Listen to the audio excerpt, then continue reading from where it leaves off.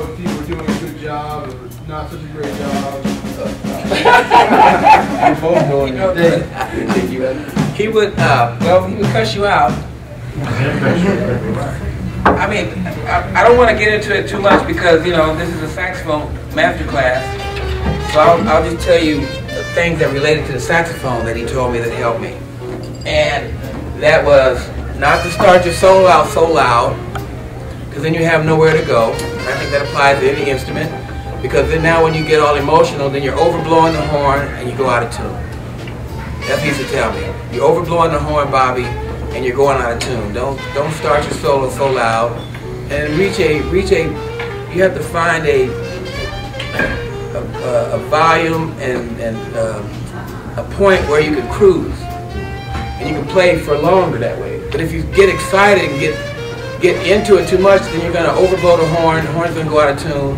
And if you start too loud, you really don't have nowhere to go, except over the top, and it's not happening, you know.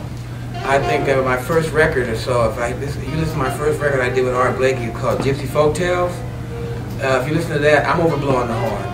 When I listen to it, I go, oh. Wait, I'd been in the band like 3 weeks, and then we're in the studio. I was like, oh man, damn. I was hoping I'd been in the band about 6 months to a year and then go in the studio. But I was like fresh off the farm. And I've been in the band 3 weeks, and now we're in the studio making my first recording. And if you can find Gypsy Folktales on Roulette Records and listen to it, you'll hear it, I'm overblowing the horn. You know? The emotion is there, who I am, but it's not pleasant for me to listen to. So, you know, Art was like, he taught by example. He didn't sit down and lecture you. He just, he was a man of few words. He wasn't going to draw you a big picture. He would just drop little nuggets of information on you and keep moving, you know. But he loved young people. He's one of the most positive people I ever met in my life. He was one of the best, greatest liars I've ever met. You know, I mean, he was a man, you know, he loved young people. He loved young people, he loved hanging out with young folks, and, you know, it was like trial by fire, sink or swim.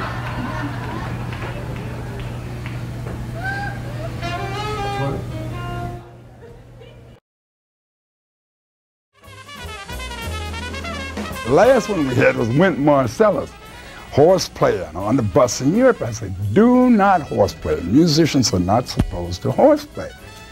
Oh, they're fooling around or something, and Charles big and strong, bam, spit his mouth. He was so upset about it. He came, we was getting ready to go on the stage. And we were in Germany somewhere. He walked up and said to me, Mr. Blakey, look at my chart, man.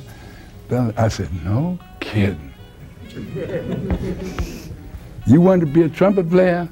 Yeah.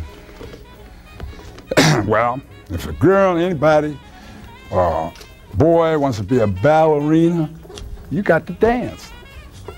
You know, I'm not going to go out there and tell those people, oh, Wynton hurt his lip, I want y'all to feel sorry for him. I can't stand that. I'm not going to make no announcement. You come in there, you better play. If you bust your lip, I want 110%. And believe me, he went out there and played more trumpet he ever played in his life. And right there, I said, well, stop him right in your mouth. I'll make a roll, and bam, right back into it. we opened up, and the next tune was a ballad. I said, Wynton Marsalis, a beautiful ballad, My Ship. Going out there. Right there, you know? Jesus Christ, and I'm gonna be his great-grandfather. I ain't come one time and say, fellas, I'm 60 and I ain't gonna play.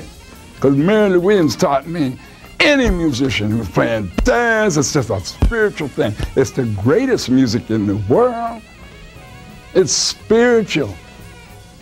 Yeah, we have arrangement things the guys run over, but I never play the same arrangement twice because it'll become a bore. Not the same way. You can't. If you come every night, it changes. The guys don't know what you're going to do. It's from the creator to the artist, direct to the audience. There is no music on this planet like that. Not challenge any man. He cannot do it. This is the only music. If you say, this is spiritual, You can feel the Spirit of God if you're a true musician.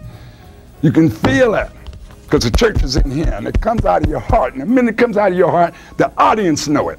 Split second, they know it. If you're jiving, they know it. If you're up on that stage and you think you're cute and you're carrying around, they know it because you are undressed on that stage. And this is the most important thing. And I teach all of them, this is hallowed ground. You ain't up here to make no money. You're up here to play because it's what you do. Millions of people ain't got that much nerve to do what they want to do.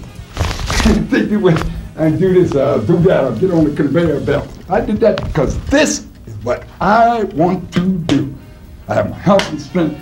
Thank God for it. I had a wonderful life. Everything that has happened to me helped me to build character and become strong. Nothing bad has ever happened to me. I have all the strength. I can walk around. I'm damn near 70 years old.